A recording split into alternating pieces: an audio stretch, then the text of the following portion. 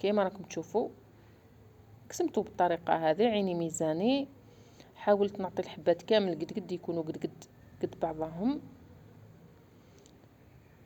ومعليش لك ما جاوش قد بعضهم رانا راح ناكلهم حنايا برك. ما نعاود نخبزهم ما والو، ما نعاود نلبزهم. راح نخلي الشكل تاعهم كيما راكم تشوفوا. الغرس راهو جا في الوسط كيما راكم تشاهدوا. شوفوا مليح يديا راهم بليدام، لانه الشبع يدام كيما نقولوا حنا. هنا النار لازم تكون ناقصه خلاص، الطياب تاعهم لازم النار تكون ناقصه خلاص.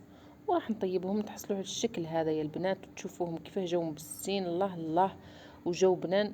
نتمنى ان شاء الله تخدموهم شتا في الربيع. نتلاقاو في فيديو مقبل باذن الله، والى اللقاء.